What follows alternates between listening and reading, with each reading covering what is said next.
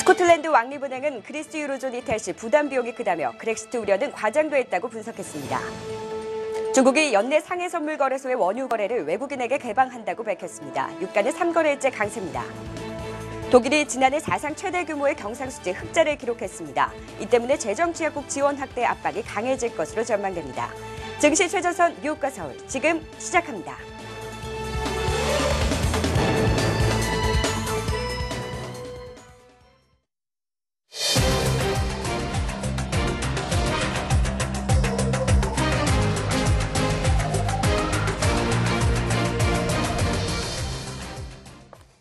네, 안녕하십니까. 증시 최전선 뉴욕과 서울의 이등석입니다.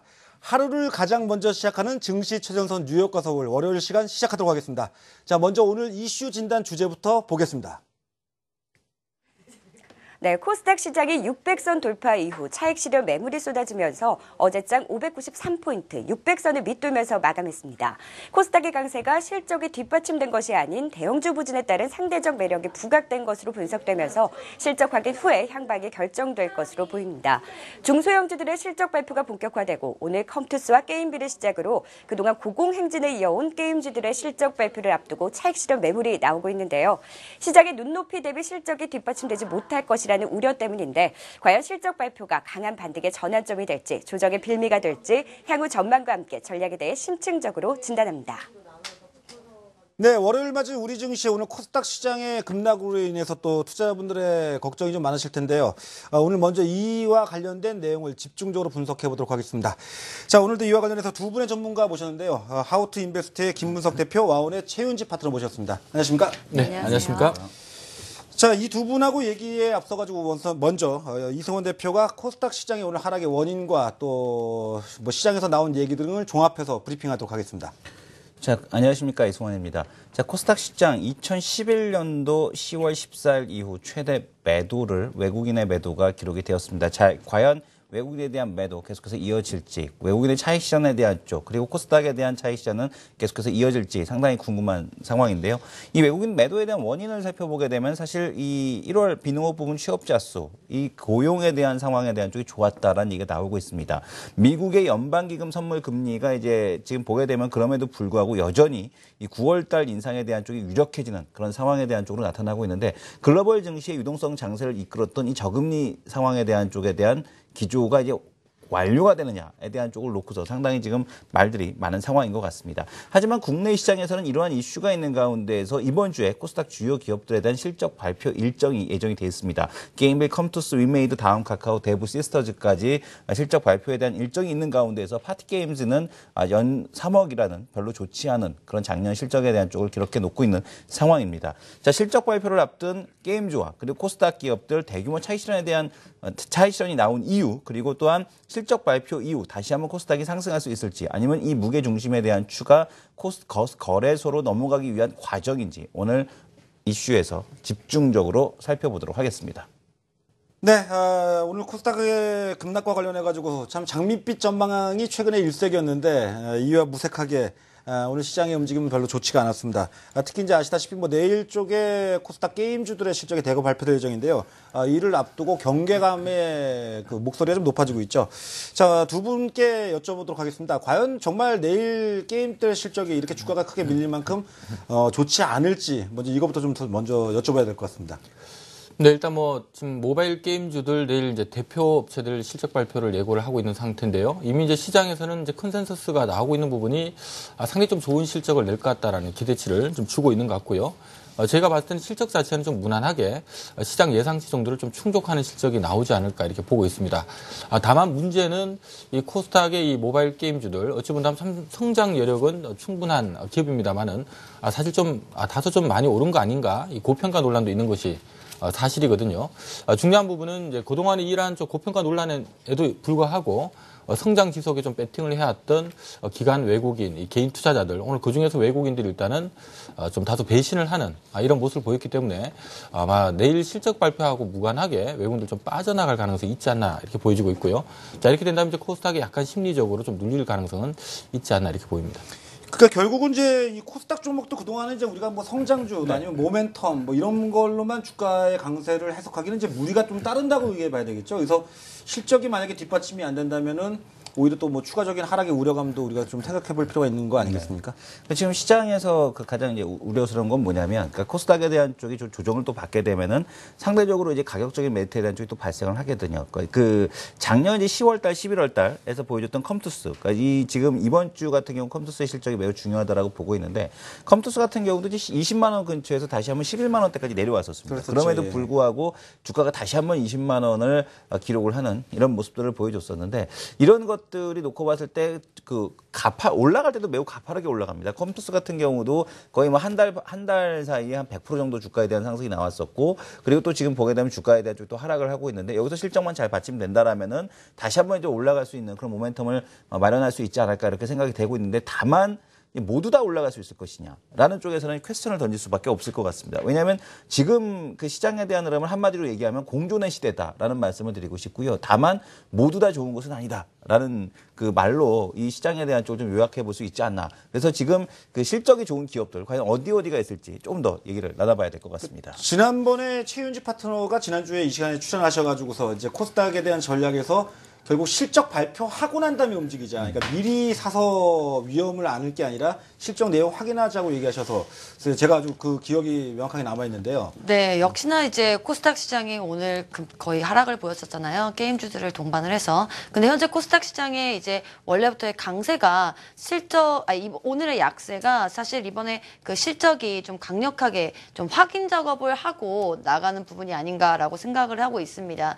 사실 세 가지 정도로 볼 수가 있는데요. 네. 우선적으로는 이제 실적, 그리고 심리, 그리고 시기라고 볼 수가 있습니다. 먼저 실적으로 봤을 때요. 사실 그 지난번 증시가 지속적으로 박스권을 가지고 갇힌 상황에서는 코스닥의 시장이 대형주 대비해서 이익 수정 비율 추이가 굉장히 좀 양호한 모습이었습니다. 하지만 작년 하반기 이후로부터 코스닥 시장과 대형주의 이익 수정 비율이 큰 차이를 보이지는 않고 있는 실정인데요. 2월 현재 기준으로 봤을 때는 대형주가 마이너스 10.6%, 그리고 코스닥 시장이 마이너스 6.52%로 나타나고 있는데요. 지금의 시점은 이제 대형주가 아무래도 실적 발표가 한창이기 때문에 대형주 수치가 더 안 좋을 수 있습니다. 근데 이제 코스닥 시장의 실적 센티멘트가 여전히 대형주보다는 양호하지만 절대 수치로 봐서는 아직도 마이너스를 기록하고 있다는 점과 대형주와도 갭 차이가 과거보다도 축소됐다는 점에 감안을 한다면 코스닥 시장의 실적 센티먼트가 과연 우리가 기대하는 만큼 나올 수가 있을까라는 점을 좀 깊게 고민해봐야 되지 않을까라는 실정입니다. 그러니까 현실과 실제의 괴리, 그러니까 이상과 현실과의 괴리라고 이렇게 봐야 되는 거죠? 네, 사실 저도 게임주 같은 경우는 이제 중국에 대한 모멘텀하고 이제 뭐 인도나 여러 그 다른 국가들에 대한 새로운 신규 매출액이 창출될 수 있을 걸로 보고 있기 때문에 게임주는 긍정적으로 보고 있는데, 오늘 또 기사가 하나 나왔었던 게 예. 바로 코스닥의 그 신용 잔고가 코스피를 웃도는 모습이 나왔었어요. 거의 코스닥 시장의 그 시가총액으로 본다면 코스피보다 8분의 1 정도 수치인데도 불구하고 지금 코스피의 경우는 2.6조 원 정도인 부분인데 코스닥의 경우는 2.9조 원이 신용 잔고가 생겼습니다. 이러한 점을 또 감안을 해본다면 결국에는 또 차익에 대한 빌미를 좀 쏟아내지 않았을까라고 보여지고 있습니다. 그러니까 신용잔고라는 것 때문에 꼭 증시가 밀리는 건 아니지만 이게 네. 지금 과열성 지표로 우리가 인식하는 거죠. 심리적으로 영향을 미치지 않았을까라고 생각도 네, 뭐 되어지고 그런 있습니다. 얘기도 그 수준 자체는 절대 금액은 좀 늘었는데 그 사상 최고치를 기록하고 있는데 이 신용 잔고에 대한 비율, 시가총액 대비해서 비율에 대한 쪽은 사상 최고치는 아닙니다. 아직까지 그 여력에 대한 쪽은 좀 더 있어 보인다. 한 20% 정도 여력은 있더라고요. 그래서 그 코스닥 신용 잔고에 대한 쪽에 대한 추가 상승 가능성은 충분히 좀 존재한다라고 보셔야 될 것 같고, 다만 지금 최윤지 파트너가 얘기해 준 대로 시장에 대한 변동성을 확대시킬 수 있는 요인, 이 정도로 좀 이해하시는 것이 맞지 않을까라고 생각이 되네요. 네, 일단 뭐 오늘 사실 뭐 게임 빌이 거의 하한가 부분까지 떨어졌는데요. 그렇죠. 예. 제가 좀 냉정하게 봐야 될 부분은 그런 부분인 것 같아요. 이 시장은 일단은 분위기가 이쪽 쏘자 하면 그쪽으로 가는 수도 있지만 또 누가 하나 배신하고 나오면은 또 분위기가 썰렁해질 수도 있거든요. 이제 게임 빌을 이제 참조적으로 말씀드리면 게임빌 같은 경우가 지금 2014년도 순이익이 한 273억 정도로 지금 추정이 되고 있습니다. 그래서 작년도에 연간 한 140억 벌었는데 지금 2013년도에 140억 벌었는데 2014년도에 273억이니까 거의 뭐 더블 가까이 난 거거든요. 근데 중요한 거는 올해 지금 예상 영업 순이익이 얼마냐면 예상이 한 550억 정도 나옵니다. 하니까 훨씬 더 늘어나네요. 그렇죠. 그러니까 어찌 본다면 불과 2014 2013년도에 한 140억 벌었던 회사가 2014년도에 한 270억 더블 정도 벌고요. 올해 또 한 550억이니까 올해도 지금 더블이 넘어가는 거거든요. 자, 이게 지금 어찌 본다면 야, 이게 게임빌이나 이런 모바일 게임주들 주가를 끌어올리는 원인이 됐는데 이거 문제는 이제 뭐가 문제냐 하면 지금 현재 오늘 하한가 부분까지 떨어졌음에도 불구하고 지금 시가총액이 9,200억입니다. 하니까 돈을 잘 버는 거 맞긴 맞는데 지금 시장에서 이미 거래되고 있는 가격이 9,200억이라는 얘기는 지금 버는 거 대비해서 봤을 때 무려 한 40배 가까이 된다는 얘기거든요. BPS는 어느 정도 됩니까? 지금 BPS 자체는 한 4만 원대 정도 되는데요. 그거 감안해도 지금 4배가 넘어가는 그렇죠. 가격이고 하다 보니까 뭔가 좀 돈을 잘 버는 건 맞는데 주가가 좀 너무 좀 앞서가는 거 아닌가.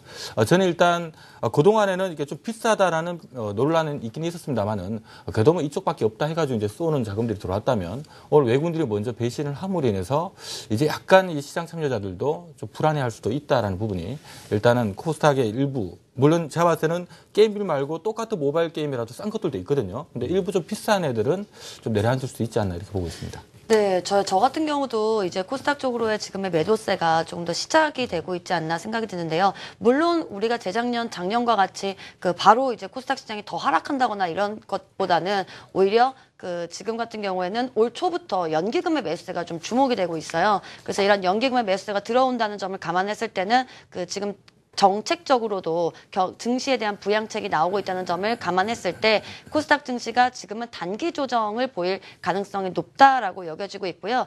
하지만 시기적으로 본다면 우리가 이제 대형주 쪽으로도 눈을 돌릴 구간이 아닌가라고 생각이 드는데 이제 현재는 대형주에게는 꽤 좋을 수 있는 시기입니다. 왜냐하면 2월 말에 기업소득 환류제재 시행령이 구체화될 예정이고요. 여기에서 이제 투자하고 배당, 임금의 구체적인 범위가 결정될 예정입니다. 네. 3월에 몰려있는 주주총회에서도 배당과 자사주 매입 그리고 기업들의 투자 확대를 둘러싸고 있는 의결권 강화가 예상이 되어지고 있는데요.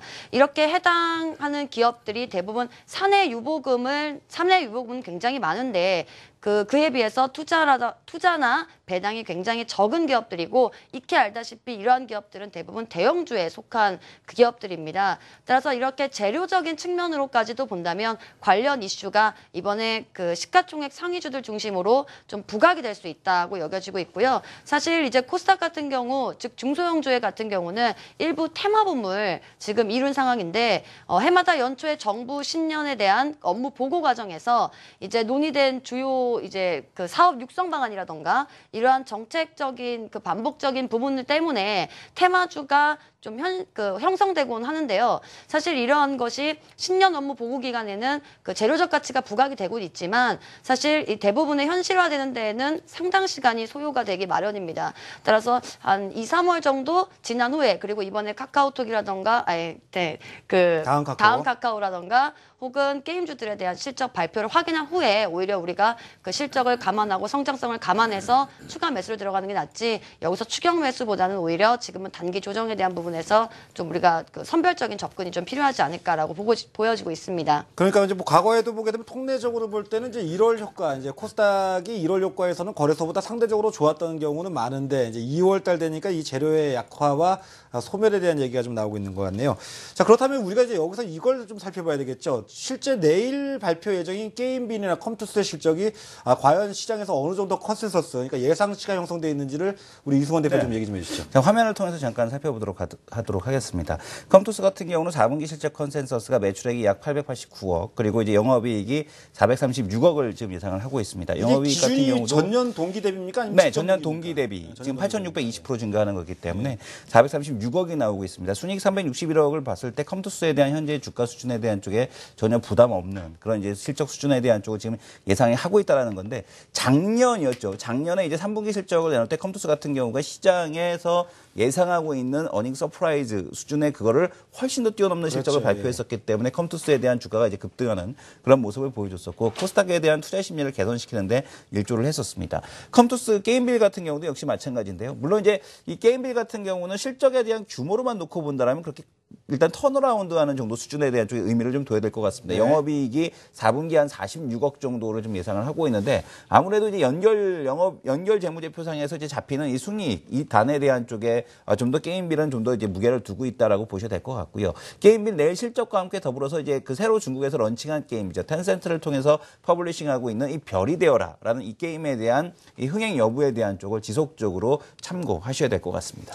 자, 그렇다면 지금 현재 나오는 실적 전망에 대한 부분을 우리 김은석 대표는 어떻게 보고 계십니까? 그러니까 이 정도 실적에 대한 그 부합 가능성이나 아니면 또 물론 뭐 뚜껑을 열어봐야 되겠습니다만 어떻게 보고 계십니까? 네, 일단 뭐 추정치 나온 정도는 무난하게 만족하지 않을까 싶은데요. 이 중요한 부분은 그게 과연 이 주가에 도움이 될까라는 부분은 좀 저는 미지수로 보고 있습니다.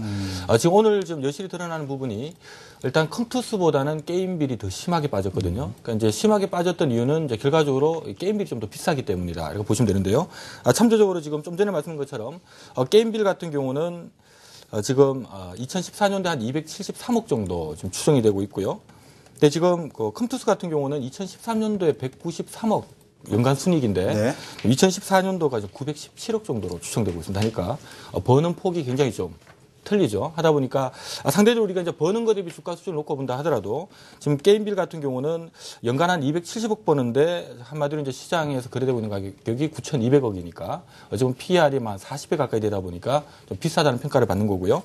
컴투스는 그래도 연간 한 900억 정도 버니까 지금 시가총액이 한 1조 7천억 정도 되면 아직 20배가 안 되는 거거든요. 하다 보니까 오늘 똑같이 게임주들 같이 빠졌는데 컴투스가 좀 덜 빠진 이유가 예. 상대적 PER 관점에서 보니까 좀 싸다라는 맥락이라는 거죠. 근데 이제 문제 자체는 뭐냐 하면 일단 양쪽 다 뭐 PER 관점으로 싸든 비싸든 떠나가지고 저희가 봤을 때는 그래도 지금 주주들이 투자하는 관점에서 본다면 둘 다 지금 자본 총계가 한 2천억대밖에 안 되기 때문에 지금 주주가 투자를 했을 때 받아오는 수익률 관점에서 놓고 보면 지금 사실 두 개 회사 저는 둘 다 비싼 게 아닌가 이렇게 보고 있어서 여기 이제 조금 저희가 문제될 수 있다라고 보는 부분들은 일단 기본적으로 저희가 그동안에는 이게 좀 고평가 논란은 있더라도 일단 시장에서는 뭐 이쪽이 성장 지속된다라는 쪽에 배팅이 들어왔다면 네. 자, 문제는 이 배팅은 시장 참여자들이 하는 거거든요. 근데 오늘 참여자들 중에 한 주체인 외국인들이 일단은 빼고 나갔다는 부분이 아마 시장의 당발적으로는 좀 불안한 요인이 될 수도 있을 것 같고요.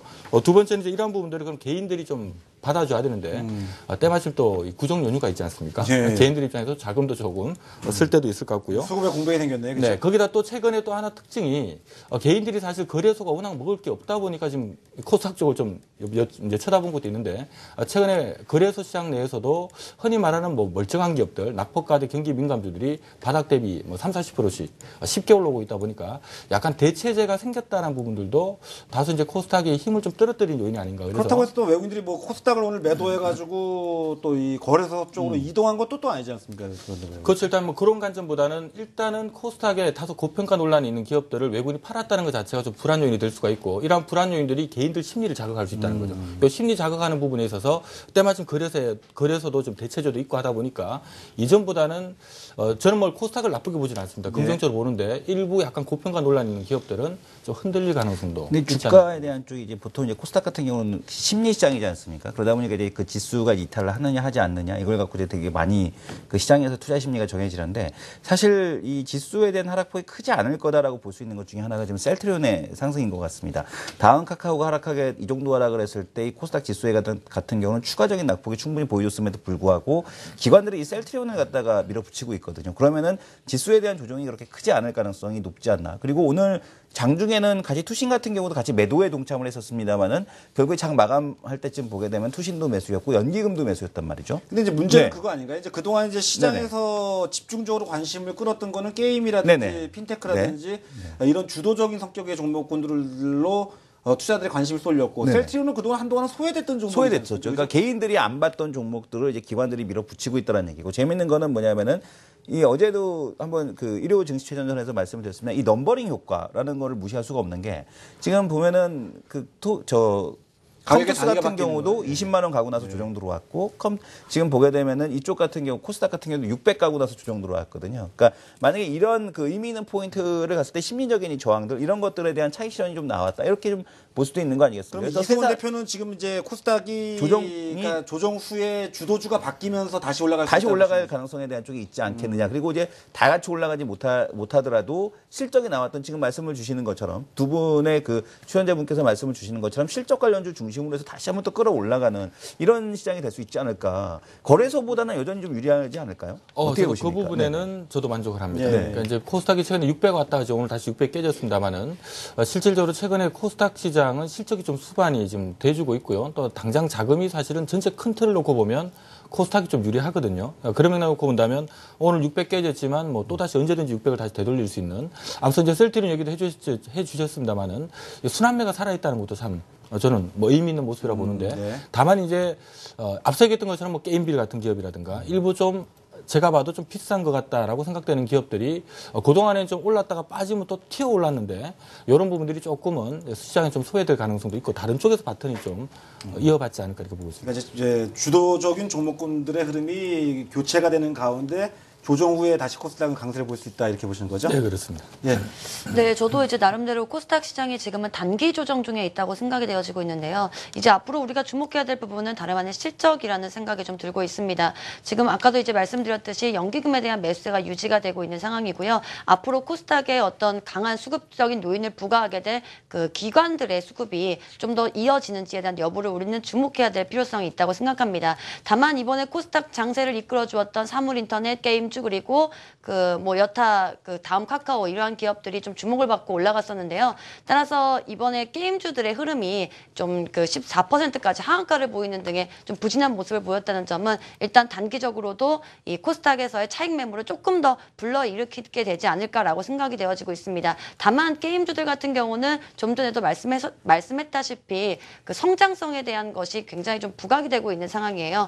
그 이 점에 대해서는 제가 나중에 추후에 좀 더 말씀을 드리도록 하겠습니다. 자, 잘 알겠습니다. 그러면 끝으로 우리 이승원 대표께 제가 마지막으로 한 가지만 더 여쭤볼게요. 그러니까 결국은 이승원 대표는 이제 코스닥이 심리에 의해서 주로 이제 주가가 움직인다고 하지만 지금의 상황만 놓고 본다면 꼭 심리만 가지고 우리가 주가 결정 요인이라고 보기는 어려운 거 아닙니까? 아까 뭐 네, 맞습니다. 최윤지 파트너도 이제 센티멘트적 요인, 뭐 결국 뭐 심리 얘기를 하셨는데 펀더멘탈이 뒷받침되지 못한다면 결국 주가 올라가는 것도 제한이 걸리고 있다. 그 펀더멘털이라는 저는 이제 코스닥의 펀더멘털은 이렇게 보고 있거든요. 그러니까 밸류에 대한 수준에 대한 것이 아니라 이제 방향성에 대한 쪽을 보고 코스닥을 투자하는 거기 때문에 그러니까 지금 거래소가 이제 밸류 수준이라면 코스닥은 방향성이라 이 방향성이 시장에서 바라보는 방향성이 맞다라는 것만 보여준다라면 다시 한번 오를 수 있다 이렇게 보고 있습니다. 알겠습니다. 코스닥 이렇게 좀 정리를 해보겠습니다. 그러니까 코스닥 쪽에서도 글쎄 뭐 저 역시도 그렇습니다. 그러니까 그동안 뭐 다른 방송을 통해서도 좀 많이 오른 쪽에 대한 차익 실현에 대한 얘기를 해왔는데요. 역시 주식은 그런 것 같습니다. 오르면 결국 고점이 가까워지는 거고요. 내리면 저점이 더 가까워지는 것 같습니다. 코스닥 시장에 대한 전체적인 시장 분위기보다는 종목과 업종의 어떤 그 순환매에 대한 부분을 고려하시라고 이렇게 오늘 패널분들이 얘기해 주셨으니까 투자에 참고하시기 바랍니다. 자, 미국 증시가 개장 초 약세를 보이는데 그래도 뭐 우려했던 것보다 그렇게 나쁘진 않은 것 같습니다. 어떤 내용으로 진행되고 있는지 자세한 상황 살펴보겠습니다. 글로벌 시장센터 나와주시죠. 네, 글로벌 시장센터 박재현입니다. 안녕하세요. 오늘 처음 인사드리는 고혜진입니다.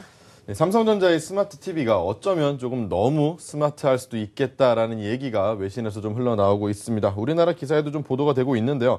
삼성전자의 스마트 TV 프라이버시 폴리시 중에서 사적이거나 민감한 정보가 데이터가 돼서 제3자에게 공개가 될 수도 있다라는 내용이 있었습니다. 그래서 이런 문구가 문제가 좀 됐는데요. 예를 들어서 정치적인 음성을 내가 TV에다 입력을 했더니 이게 어딘가로 돌고 돌아서 누군가에게 제공될 수 있다라고 하면은 상당히 불쾌한 일이 아닐 수가 없겠죠. 절대 무단 제공할 일은 없다고 하지만 뭐 테크크런치에서도 도청 TV라는 식으로 좀 비판적인 기사가 나올 정도로 문제가 되고 있기 때문에 쉽게 사그라들 문제는 아니라고 보여집니다. 또 오펙 얘기 하나 드릴 텐데 오펙은 올해 원유에 대한 수요 예측을 크게 올렸습니다. 유가 하락이 미국과 다른 산유국들의 생산을 기존 예측보다 더 많이 줄일 것이다라는 예측 때문이었는데요. 크루드 오일은 58불까지 보고 들어왔는데 유가 오늘 소폭 강세권에 있긴 합니다. 그렇다면 미국 증시 어떻게 흘러가고 있는지 진행 상황 살펴보시겠습니다. 먼저 다우존스입니다. 0.4% 하락권입니다. 17,751.53포인트 지나가고 있습니다. 다음 나스닥 지수입니다. 0.13% 하락폭이 좀 적긴 합니다. 약보합권 정도고요. 4,738.02포인트 지나가고 있습니다. S&P 500 지수입니다. 0.27% 역시 하락 중입니다. 2,049.89포인트 나타내고 있습니다. 네, 유럽 증시도 살펴보겠습니다. 유럽 증시가 그리스의 유로존 탈퇴 우려로 일제히 하락세입니다. 영국 지수 먼저 살펴보시죠. 0.17% 하락한 6,860.02포인트 지나고 있고요. 프랑스 지수 살펴보시겠습니다. 1.24% 하락해 4,632.31포인트 선 지나고 있습니다. 독일입니다. 1.74% 하락해 1,657.89포인트 선 지나고 있습니다. 지금까지 글로벌 시장 상황 점검해 봤는데요. 이제 해외 선물 시장 상황도 점검해 봐야겠죠. 유한타증권 김강남 연구원 전화 연결돼 있습니다. 네, 안녕하세요. 네, 안녕하세요. 네, 주목할 만한 글로벌 이슈 어떤 것들이 있을까요? 네, 먼저 금일 주요 이슈는 9일부터 10일까지 열리는 G20 재무장관 회의입니다. 주요 의제 중 하나는 전 세계적인 환율 전쟁인데요. 경기 부양을 목적으로 통화 공급 확대와 금리 인하로 유동성 공급을 늘리는 국가들이 늘어나고 있는 상황에서 더 이상 통화 정책으로는 경기 부양에 한계가 있다는 인식이 늘어나고 있습니다. 따라서 글로벌 성장을 촉진하기 위한 추가적인 방안 마련에 각국 정상들이 머리를 맞댈 것이라는 전망입니다. 이렇듯 회원국들이 세계 경제와 정책 공조, 투자와 인프라, 국제금융체계 등에 대해서 논의하고 발표되는 공동선언문에서 어떤 내용이 담겨 있을지 시장의 관심이 주목되고 있습니다. 네, 그렇다면 해외 선물 시장 상황은 어떤가요? 네, 먼저 통화시장에서는 중국의 경제에 대한 실망감과 그리스발 불안감 속에 안전통화인 엔화가 강세를 보이고 있지만 G20 회담에 대한 부담감으로 변동성은 축소되었습니다. 그리스는 2010년부터 유엔과 IMF로부터 구제금융을 지원받아서 현재까지 연장을 해오고 있었는데요. 오는 28일 연장 마감 시한이 다가오는 상황에서 그리스 신임 총리가 구제금융 프로그램을 더 이상 연장하지 않고 새로운 부채 프로그램 협약을 위해 채권단과 협의하겠다는 발표를 내놓았습니다. 문제는 채권단이 그리스가 현재의 프로그램을 유지하기를 원하고 있어서 새로운 제안을 받아들일지는 불투명하다는 점입니다. 최악의 경우 그리스의 유로존 탈퇴 가능성도 점쳐지고 있어서 오는 11일 유로그룹이 그리스 채무 관련 임시회의와 12일 EU 정상회의 결과에 시장의 관심이 집중되고 있습니다. 금일 달러 대비 엔화는 전일 대비 0.4% 하락한 118.70엔에 호가되고 있습니다. 그리고 상품 시장에서는 전반적으로 한사람 움직임을 보이는 가운데 유가 상승세가 두드러졌습니다. 오펙의 2015년 수급 전망이 주요 이슈가 되었는데요. 오펙은 회원국들의 수요가 1.5% 증가할 것으로 전망한 반면 미국을 비롯한 비회원국들의 생산량 증가가 둔화될 것으로 전망된다는 발표를 내놓으며 원유 매수세에 힘을 실어주었습니다. 오펙은 북미 지역의 원유 시추 장비 가동률이 떨어지고 있으며 글로벌 에너지 기업들의 투자도 감소하고 있어서 2015년 생산량이 하루에 약 17만 배럴가량 감소할 것으로 전망하고 있습니다. WTI는 현재 전일 대비 배럴당 2.7% 상승한 53.10달러에 호가되고 있습니다. 네, 유엔타증권의 김강남 연구원 감사합니다. 네, 감사합니다. 네, 글로벌 시황센터 오늘 여기까지 하겠습니다.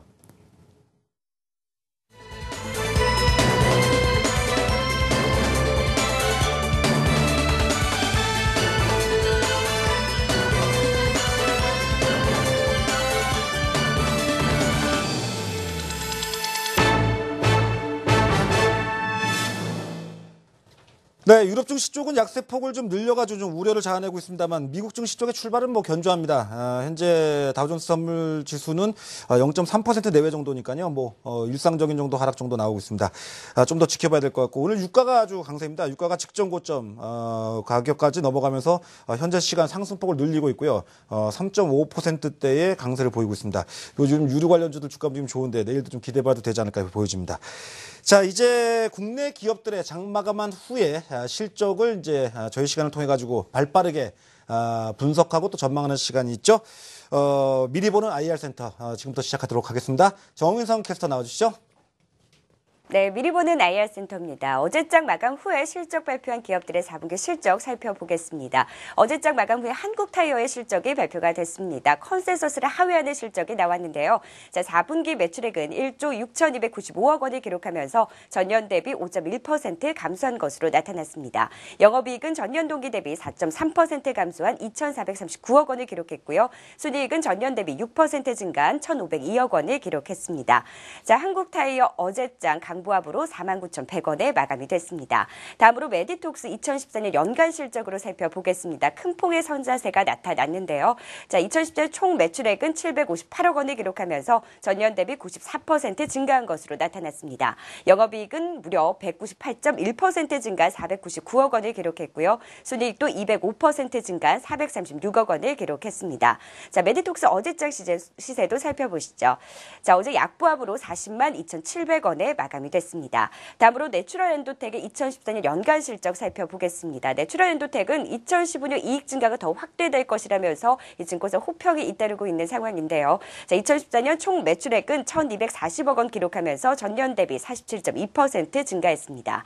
영업이익은 7.4% 증가한 258억 원을, 순이익은 7.7% 증가한 207억 원을 기록했습니다. 자, 내추럴 엔도텍 어제장 보합으로 53,900원에 마감이 됐습니다. 자, 다음 한세실업의 실적도 살펴보시죠. 자, 4분기 매출액은 3,260억 원을 기록하면서 전년 대비 3.6% 증가했습니다. 영업이익은 무려 82.6% 큰 폭으로 성장하면서 235억 원을 기록했고요. 순이익은 90억 원을 기록하면서 전년 대비 18.2% 증가한 것으로 나타났습니다. 한세실업 어제장 1.4% 빠지면서 37,650원에 마감이 됐습니다. 다음으로 대웅제약 실적도 살펴보시죠. 매출은 늘었지만 영업이익은 감소하면서 수익성은 악화된 것으로 나타났습니다. 대웅제약 4분기 매출액은 1,853억 원을 기록하면서 전년 대비 1.9% 증가했고요. 영업이익은 34.7% 감소한 57억 원을 기록했습니다. 순이익은 11% 증가한 105억 원을 기록했습니다. 자, 대웅제약 어제장 강보합으로 59,200원에 마감이 됐습니다. 자, 마지막으로 제닉의 실적까지 살펴보시죠. 2014년 연간 실적으로 볼 텐데요. 자, 2014년 총 매출액은 635억 원을 기록하면서 전년 대비 2.1% 증가했습니다. 영업이익은 49.1%, 50% 가까이 빠지면서 19억 원을 기록했고요. 순이익은 35.6% 감소하면서 22억 원을 기록했습니다. 자, 제닉 어제장도 좀 큰 폭으로 빠졌습니다. 2.5% 가까이 빠지면서 27,350원에 마감이 됐습니다. 지금까지 미리 보는 IR센터에서 전해드렸습니다. 네, 정윤석 캐스터 수고하셨네요. 자, 지금 보니까 실적 보니까요, 메디톡스 실적이 영업이익률이 무려 50%가 넘습니다. 이건, 네. 이거 어디, 방송에서 이런 표현이 적절한지 모르겠습니다만, 아주 대박의 실적을 내놨다고 해도 과언이 아닌 것 같은데요. 네, 실적 총평 좀 해주시죠. 예. 일단 메디톡스 같은 경우 예상했던 대로 지금 실적이 양호하게 나왔고요. 그러니까 지금 실적이 나오는 기업들 보게 되면, 있을만한 위치에 있구나. 실적을 보면서 이제 알 수 있었던 것 같습니다. 그러니까 주가의 위치. 네. 메디톡스라든가 지금 보게 되면은 이제 실적이 잘 나온 기업들, 그러니까 한세실업이라든가 이런 기업들을 놓고 봤을 때 실적에 대한 위치와 주가가 일치하는구나라는 걸 알 수 있었고, 특히 이제 이 바이오 헬스케어 기업들, 오늘 바이오 기업들 셀트리온의 영향도 있었겠습니다만 사실상 조정이 별로 그렇게 크지 않았었습니다. 코스닥 조정에도 불구하고 이런 모습을 봤을 때 실적이 좀 뒷받침되고 있구나라는 걸 확인할 수 있었고요. 실적 발표된 외 기업 중에서도 눈에 띄는 건 차바이오텍이라든가 이런 기업들에 대한 쪽들, 주가에 대한 흐름이 상당히 좀 양호했었는데, 아무래도 이 코스닥의 중심축의 다음 타자가 바이오가 될 가능성에 대한 쪽을 이번 실적에서도 확인할 수 있지 않나 이렇게 예상이 되고 있습니다. 예, 그러면 이제 구체적으로 세부적으로 종목별로다가 이제 실적 발표 내용과 또 주가 전망을 좀 먼저 살펴보겠는데요. 먼저 우리 김문석 대표께서 해주실까요? 네, 일단은 지금 한국타이어나 거래소 종목의 대웅제약 실적 그렇게 나쁜 실적은 아니었는데요. 일단 주가는 최근에 보니까 별 재미가 없는 모습인 것 같습니다. 한국타이어 월드와이드도 오늘 실적 공개를 했는데 한국타이어 월드와이드도 실적은 괜찮았더라고요. 네, 그렇습니다. 근데 일단은 사실 타이어 업체들은 최근에 한국타이어, 금호타이어, 넥센타이어 다 실적 발표를 했거든요. 전반적으로 보면 이제 넥센타이어를 제외하고는 매출은 조금 줄었는데 영업이익은 조금 늘어나는 이런 흐름을 보이는데요. 자, 문제 자체는 일단은 이익률 자체가 좀 정체를 볼 거다라는 부분이 가장 큰 문제점인 것 같습니다. 타이어 자체는 제가 이제 중국만 생각을 해봐도 좀 중장기적으로 좀 성장을 할 거다라는 이런 시장의 그림은 있습니다만은 문제 자체는 지금 한국 타이어는 연간 한 7, 8천억 대 정도에서 지금 이익이 좀 멈출 걸로 좀 시장에서는 예상을 하고 있고요. 대웅제약 같은 경우도 원래 한 500억씩 벌던 회사가 한 200억대로 좀 떨어져 있는 상태이기 때문에 자, 어느 정도 실적 턴어라운드 기대감 좀 있습니다만은 이 성장이 좀 정체를 보일 거다라는 부분들 때문에 제가 봤을 때는 지금 뭐 주가 이렇게 안 좋은 상태를 지금 반영을 하고 있는 위치이기 때문에 턴어라운드는 가능할 걸로 네. 보고 있고요. 다만 좀 제한적인 상승 흐름이 나오지 않을까 싶고요. 메디톡스 좀 전에 보니까 뭐 영업이익이 50% 넘어가는 뭐 엄청난 모습을 보였는데, 근데 사실 이런 부분이 저는 제가 봤을 때 좀 장기적인 관점에서는 오히려 좀 주의를 해야 되지 않나. 저 좀 반대 입장을 갖고 있는데요. 왜냐하면 제가 이제 영업이익률이 50%다 하니까 뭐 대단해 보입니다만은 우리 이렇게 한번 생각해 볼 필요성이 있어요. 제가 예를 들어서 홀짝 퍼서 제가 회사를 하는데 제가 지금 이제 자본 총계 1,000억짜리 회사를 하나 꾸려 나가고 있습니다. 올해 지금 매출 한 1,000억 내고 올해 한 영업이익 순이익을 한 500억 냈다고 가정을 하면 도대체 이 회사가 얼마인 게 적당한가? 사실 이 게임이거든요. 그렇죠. 근데 저희가 봤을 때는 주주 입장에서는 결과 투자했을 때 투자 수익률이 ROE가 한 50% 나온다는 얘기니까 그러면 연한 50% 나오면 이거 얼마 주고 살래라는 관점이 되게 된다면 제가 봤을 때는 최소한 한 5천억에서 한 1조 정도 는 그래야 될 것 같습니다. 이렇게 따져보면은 이게 한 1조까지 가는 건 이해가 되는데 지금 주가가 2조 2천억이거든요. 그러니까 제가 봤을 때는 오버슈팅 된 수치가 아닌가. 시가총액이 2조 2천억이라는 얘기죠. 그렇습니다. 예. 그래서 제가 봤을 때 적당한, 그러니까 주주들이 내가 연 500억, 1,000억 가지고 연 500억 벌어주는 회사에 내가 투자를 했을 때 과연 너 얼마 주고 살래? 라는 게임이 되는데 이게 한 2조 원 정도 사가지고는 사실 수익률이 1년에 10% 미만으로 떨어져 버리기 때문에. 만약에 저도 보톡스를 맞고 김문석 대표도 보톡스를 맞아서 그 회사가 매출이 2천억, 3천억으로 늘어날 수도 있는 거 아닙니까? 자, 그래서 아주 중요한 부분인데요. 네. 지금 이제 메디톡스는 지금 올해 2015년도 매출 전망치가 한 900억밖에 안 나옵니다. 그러니까 무슨 얘기냐면 메디톡스를 담당하고 있는 각 증권 바이오 애널리스트들 보고서를 보면 올해하고 내년하고 매출 전망치 예를 들어서 지금 2014년도에 한 800억 매출에 한 5, 600억 벌었는데 만약 예를 들어서 2015, 2016년도에 매출이 한 3천억, 영업이익이나 순이익은 한 2천억 이렇게 벌 것 같다. 예. 자, 이러면 이게 가능할 수 있어요. 네. 근데 현재 지금 컨센서스만 놓고 보게 되면은 지금 올해 한 500억 벌었는데 2015년도에 한 600억 벌고 그다음에 700억 벌 것 같다. 그러니까 속도가 별로 이렇게 세지가 않거든요. 그러니까 이전부터 실적이 호전되는 속도보다 이제 둔해지기 시작하는군요. 그렇습니다. 지금 메디톡스만 하더라도 2013년도에는 순이익이 143억이에요. 네. 그런데 올해 2014년도에 460억 가까이 이제 넘어가다 보니까 그러니까 2013에서 2014는 점프 속도가 세니까 얘가 지금 고피를 받고 있는데 제가 봤을 때는 2015, 2016년 넘어가는 속도는 지금 시장 컨센서스가 낮습니다. 하기 때문에 제가 봤을 때는 단발적으로 요즘 바이오가 바람이 부니까 조금 단기 순환면을 주도할 것 같은데 길게 놓고 봤을 때는 제 심장으로 못 살 것 같습니다. 알겠습니다. 자, 그렇다면 이제 오늘 또 나머지 기업들 실적 발표한 뭐 내추럴 엔도텍, 또 제닉, 한세실업 실적에 대한 평가 좀 해주시죠. 네, 우선은 이제 한세실업에 대해서 말씀을 드리도록 하겠습니다. 한세실업은 그 작년 10월달 이후로 별다른 움직임이 없어 보이는 모습이에요. 일단 지지부진한 흐름을 이어가고 있는데요. 수급적인 요인을 보니까 투신과 연기금의 매수세가 좀 지속적으로 들어오고 있는 상황입니다. 따라서 한세실업은 조금 더 우리가 왜 들어오는지에 대한 이유를 좀 살펴보니까요. 이유가 있었습니다. 네, 바로 베트남 쪽에서의 이번 환태평양 TTP 그 부분이 이제 되잖아요. 그래서 이 부분에 대한 기대감과 그 베트남의 공적 2013년 증설했던 베트남의 3공장에 총 110개 라인이 있는데 이 중에서 2014년에 그 현재 약 52개만 가동 중인 상황입니다. 네. 하지만 향후에 2016년까지 110개 라인 모두 가동 예정으로 나와져 있어서 이제 신규 설비 효율이 좀 개선이 될 것이다라는 전망이 나오고 있습니다. 이것뿐만이 아니라 이제 아까 말씀드렸었던 TPP 환태평양 경제동반자 협정의 체결 시에는 이제 베트남산 의류에 대한 미국의 관세라던가 관세가 철폐가 되고 그리고 그 베트남 주요 생산 거점인 이 그 한세실업에 대한 바이어들의 선호도가 더욱더 상승세를 이어갈 수 있다는 전망이 좀 나오고 있어서 지금의 이러한 수급이 조금 지속적으로 뒷받침된다면 앞으로의 성장세까지 감안했을 때 좀 주가의 흐름은 견조하게 오름세를 나타내지 않을까라고 보여지고 있습니다. 이제 좀 짧게 좀 진행하도록 할게요. 제닉에 대한 부분을 말씀드리도록 하겠습니다. 제닉은 사실 지난주에 제가 그 관심 종목으로 들고 나섰던 종목 중에 하나였는데요. 지난번에 관심 종목으로 말씀드리고 나서 꽤 많이 그래도 상승폭을 키워나갔던 모습이었었어요. 근데 오늘은 2.50% 하락을 하긴 했는데요. 아직까지는 추세를 깨지는 않고 있는 모습입니다.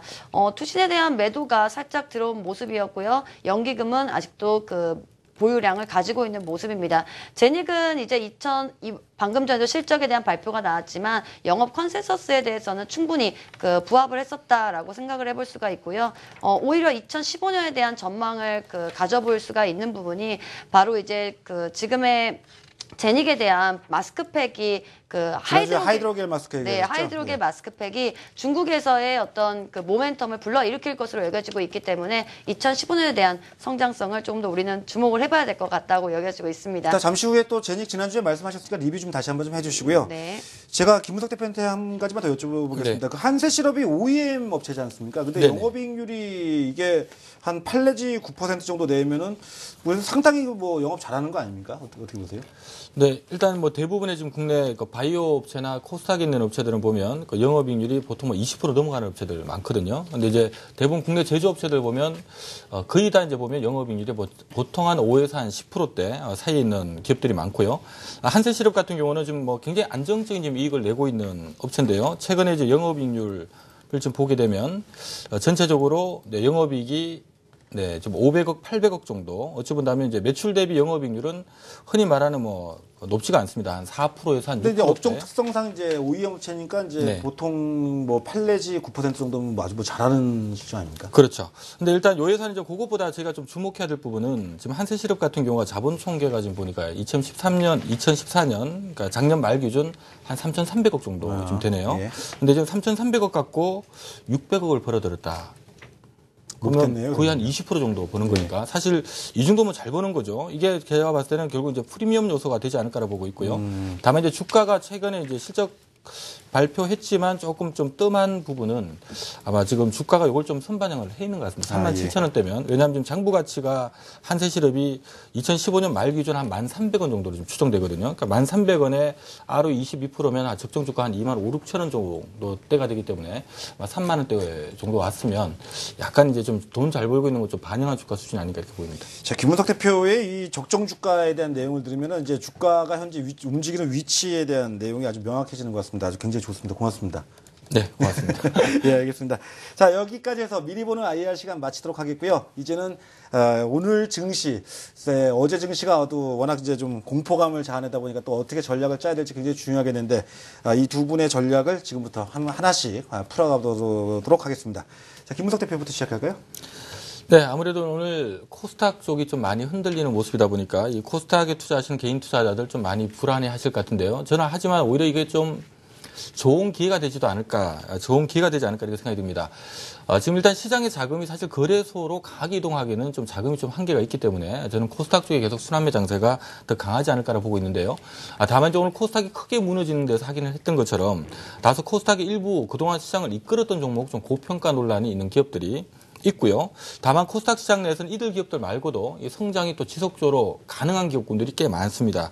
아마 이제 최근에 고평가 논란이 있었던 기업들은 오늘 무너지면서 아마 추세적으로 다시금 상승 전환하기는 좀 쉽지는 않을 걸로 봅니다만은 일부 여타 밸류에이션이 상대적으로 부담이 좀 없는 기업들 중에 성장 여력이 있는 기업, 이런 기업들 쪽에서는 오히려 저는 좀 기회가 되지 않을까. 특히 오늘 코스닥이 갑자기 이제 그동안 성장주들이 무너지다 보니까 일부 코스닥의 나머지 멀쩡한 기업들까지도 좀 투매를 받는 이런 모습이었는데요. 이렇게 좀 밸류를 볼 줄 아시는 분이라면 앞서 얘기했던 것처럼 제가 가장 기본적으로 보는 게 보통 이제 주주 입장에서는 투자 수익률을 굉장히 중요시 하거든요. 어떤 회사 1,000억 가지고 500억 번다. 이 얘기는 결국 50% 번다는, 그러니까 1년에 50% 수익을 내준다는 관점이니까 이런 회사를 너보고 얼마에 살래라고 제가 물어봤을 때 1,000억 주고 500억 벌어준다면 1조 주고 사게 되면은 수익률이 5%가 됩니다. 네. 그러니까 1조 위면은 좀 매력이 없어진다는 얘기죠. 그렇죠. 근데 현재 시장에서 보면 1,000억 주고 한 200억 정도 벌어주는 회사라면 결과적으로는 한 2,000억 주고 사도 어찌 본다면 수익률이 1년에 10%나 나오는 거거든요. 근데 이런 회사들 중에서도 지금 2,000억도 안 되는 회사들이 많아요. 그러니까 그러니까 이런 기업들 쪽에서는 오히려 좋은 기회가 되지 않을까 그렇게 보고 있습니다. 자, 그 김문석 대표 같은 경우도 이제 이전 한 3주 전부터 시작해서 이제 거래소 쪽에 이 산업재 종목군들 정유화학 종목에 대한 얘기와 더불어서 또 지난주에는 관심 종목으로 두산 인프라코 제시해 주셨고요. 그러니까 오히려 거래소 쪽 종목 가지고 요즘 최근에 아주 혁혁한 공과를 세우고 계시는데요. 자, 그렇다면 지금 현재 증시는 좀 약간 약세지만 지금 현재 글로벌 그 외환시장, 그러니까 그 금융시장 쪽 동향 보면은 또 오늘 유가가 또 오르고 있거든요. 네. 과연 지금의 유가의 강세가 내일도 우리 증시 쪽에 이 에너지 관련주 산업재 섹터에 도움이 될까요? 네, 뭐 당연히 도움이 되지 않을까라는 생각이 듭니다. 개인적으로 이제 좀 거래소에서 내가 좀 중장기 투자를 하고 싶다라는 분이라면 유가 관련주들, 그러니까 유가가 바닥이라면 라는 투자 아이디어를 가져본다면 관련 기업에서 좋은 아이디어가 나오지 않을까 싶고요. 제가 불과 이제 지난달, 그러니까 12월 달까지는 하도 거래소가 안 되다 보니까 시장의 자금이 이제 코스닥 쪽에서 굉장히 좀 잔치를 벌렸었는데요. 1월부터 시작해서 좀 재미난 부분은 급락했던 국제유가가 서서히 바닥 다지면서 반등을 중간중간 시도하다 보니까 어느 정도 낙폭가대했던 경기 민감주도 우리 심지어는 뭐 최근에 현대건설이나 SK이노베이션이나 뭐 S-오일이라든가 흔히 말하는 에너지 관련주들 보면 지금 저점 대비 한 30-40%씩 올라 있는 것들이 꽤 많거든요. 하다 보니까 약간 뭔가 이제 이쪽도 같이 좀 섞어가면서 해야 될 것 같은데 저는 이제 큰 틀에서 놓고 본다면 여전히 거래소보다는 코스닥이 수익률 내기는 좀 좋을 거라 보고 있고요. 거래소에 이들 관련된 뭐 기업들 쪽에서도 뭐 중간중간에 워낙 왜냐하면 3-4년간 빠졌기 때문에 기회는 아직도 충분하지 않을까 이렇게 보고 있습니다. 여전히 그쪽은 관심 있게 보시는군요.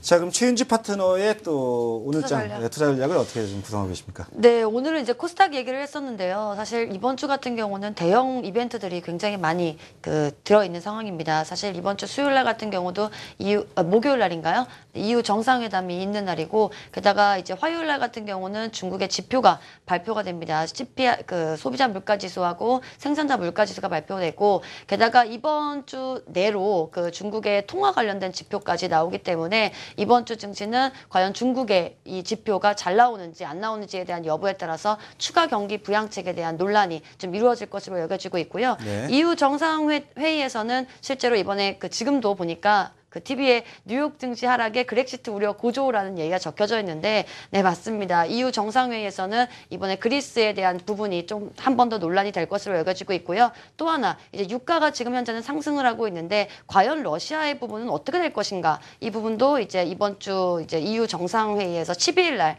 네, 발표가 될 예정이니까요. 과연 선진국 증시는 이 흐름을 어떻게 해석할 건지, 보니까 오늘 독일 무역 수지는 일단 굉장히 우호적으로 나와준 모습이에요. 최근에 이제 ECB의 통화 정책 이후로 유로존의 지표들을 보게 되면 점차적으로 개선이 되고 있는 모습인데요. 과연 이것이 중국의 이번에 지준율 인하하고 더불어서 어떤 좋은 흐름을 보여줄지 이번 주 안으로 좀 영향력이 미칠 수 있을 것으로 여겨지고 있습니다. 그렇다면 전략상으로 놓고 본다면 최윤지 파트너가 생각하시기에는 지금 주식을 보유하거나 매수하는 전략보다는 약간 보수적으로 보는 게 맞다고 생각하시는 거죠? 그렇죠. 이제 코스닥에 대해서도 오늘 얘기를 했듯이 실적에 대한 부분이 아직 나오지 않았습니다.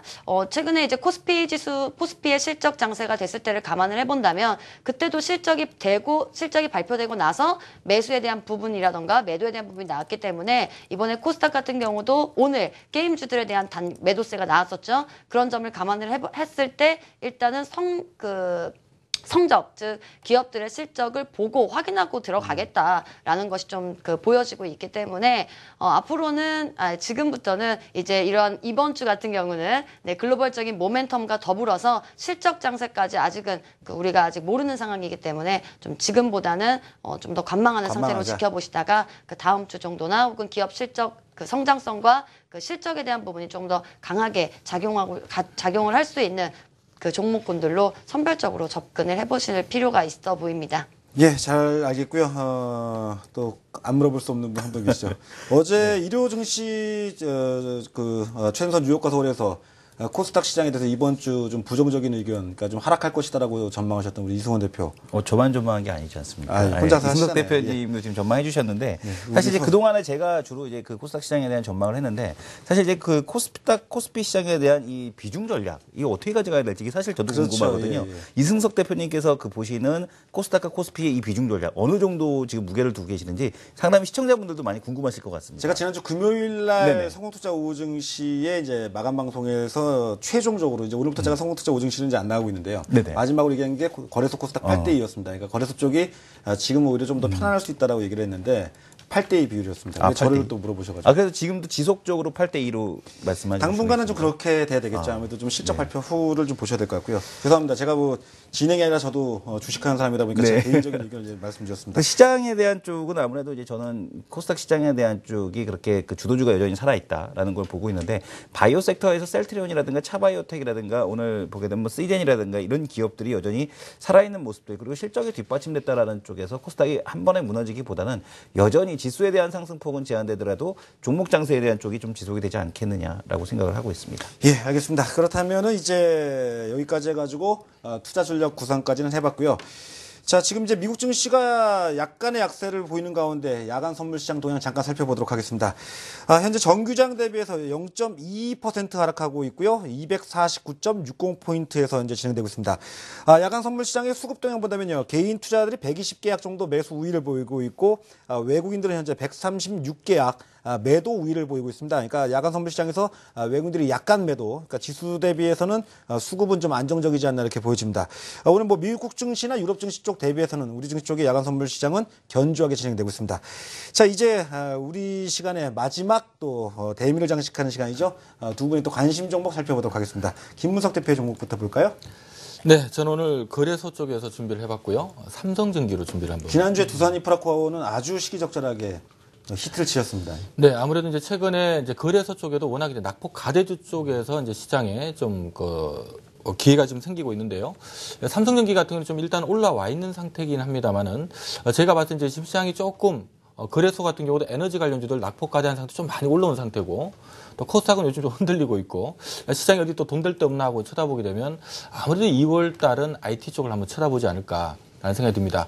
특히 최근에 삼성전기가 이 기간 수급이 상당히 지금 괜찮게 들어오고 있는데요. 제가 2월 달에 삼성전기를 좀 끌어올릴 만한 재료를 한 3가지 정도로 압축을 해드린다면, 자, 첫 번째는 일단 3월 달에 공개되는 이 갤럭시 S6가 한 역할을 하지 않을까라는 생각이 들고요. 역시 이제 삼성전자의 뭐 대표적인 이 부품 업체이기 때문에 삼성전자 신제품 나올 때마다 항상 해마다 이 3월 전에 주가 좀 강세를 보였다는 특징을 감안한다면 삼성전기 이번에도 이 부분을 일단 피해 나가진 않을 걸로 보고 있고요. 두 번째로 또 하나 제가 아이디어를 봐야 될 부분 중에 하나가 타이젠 관련된 부분인데요. 자, 지금 삼성전자가 인도에다가 타이젠 폰, 그러니까 즉 저가 폰을 내놨거든요. 그리고 좀 분위기가 좀 확대하겠다는 분위기고요. 자, 뭐 얼마나 팔릴지는 모르겠지만 어쨌든 삼성전자가 저가 폰 시장을 공략을 들어갔다는 얘기는 삼성전기 입장에서는 상당한 매출에 도움이 될 수가 있고요. 특히 조그마한 휴대폰보다 삼성전자가 TV 시장에서 이 타이젠을 기반으로 한 TV 시장을 한번 진출해보겠다, 좀 강력하게 확대해보겠다는 전략을 지금 밝히고 있는 상태이기 때문에 자, 이렇게 된다면 지금 면적당, 단위 면적당 많은 부품이 들어갈 수밖에 없는 TV 쪽까지 감안해본다면 아마 삼성전기가 좀 이슈가 될 것 같습니다. 거기다가 마지막으로 이제 주가에 또 모멘텀이 좀 될 수 있는 부분이 최근에 삼성전자하고 삼성 SDS에 대해서 소규모 합병 시나리오가 좀 나오고 있어요. 그러니까 한마디로 이제 삼성전자하고 삼성 SDS가 10배 차이가 나면 되거든요. 그 얘기는 지금 두 개의 사 시가총액이 한 10배 차이가 나는데 자, 이것은 이제 소규모 합병 시나리오로 만약에 가려면 최대한 삼성전자 주가 떠 있어야 됩니다. 그러니까 삼성전자 주가 떠야만이 10대 1이 되니까. 자, 그 얘기는 이제 삼성전자 주가 관리 들어갈 가능성이 있다는 얘기인데요. 결국 삼성전자의 주가 관리는 삼성전자의 미래를 좋게 만드는 얘기고 이 얘기는 삼성전기에도 플러스 되기 때문에 요거까지도 좀 플러스 요인이 되지 않을까 이렇게 보고 있습니다. 알겠습니다. 자, 김문석 대표의 이번 주 관심 종목은 지난주 두산인프라코에서 이제 거래소 쪽에 삼성전기를 관심 종목으로 제시해 주셨고요. 자, 최윤지 파트너의 이번 주 종목은 또 어떤 종목입니까? 네, 짧게 한번 보도록 하겠습니다. 이제 제닉을 이제 갖고 나왔는데요. 제닉의 경우는 오늘 영업 실적이 나왔었는데 2014년의 실적은 일단 적자의 흐름을 보이긴 했지만 그래도 컨센서스 대비해서는 굉장히 좀 우호적으로 나왔다라고 볼 수 있는데요. 사실 이렇게 2014년에 실적이 부진했던 이유 중에 하나가 그 주요 제품이었던 셀더마가 이제 하요미팩이라고 부르죠. 이게 이제 브랜드 경쟁력 악화로 인해서 실적 악화를 좀 요인으로 만든 작용을 했습니다.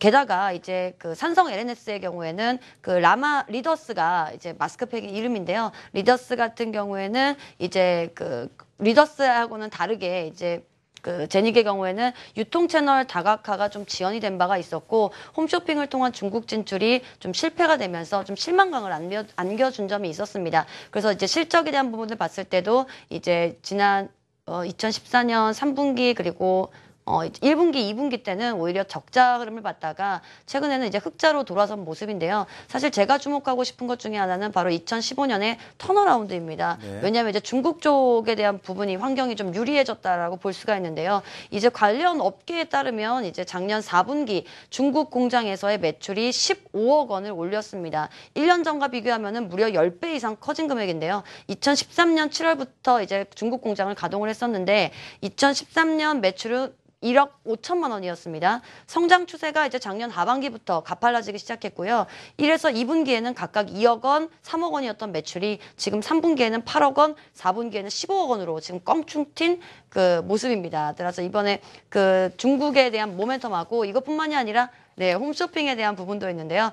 이런 것은 제가 또 한번 나중에 브리핑을 할 때 다시 한번 추가적으로 말씀드리도록 하겠습니다. 시간이 많이 부족하네요. 예, 뭐 증시 최연소는 뉴욕과 서울의 그 시청자 게시판을 좀 활성화시키려고 합니다. 그래서 우리 패널 분들이 나오신 분들의 종목에 대한 투자 포인트라든지 또 중요한 뭐 실적 내용이라든지 이런 부분은 추후에 저희가 이 게시판을 통해 가지고 알려드리도록 하겠고요. 자, 여기까지 해가지고 저희 시간에 이제 다룰 내용들을 다 살펴봤습니다. 현재 뭐 미국 증시가 아직 뭐 약세를 보이고 있고 월요일날 시작이 스타트가 좀 불안하긴 합니다만 그래도 요즘 보게 되면 우리 증시 쪽에 그 전체적인 움직임은 이전과는 좀 다 사뭇 달라진 상황이 아닌가 이렇게 보여집니다. 자, 오늘 늦은 시간까지 또 우리 두 분 수고해 주셨는데요. 하우투 인베스트의 김문석 대표, 와운의 최윤지 파트너였습니다. 고맙습니다.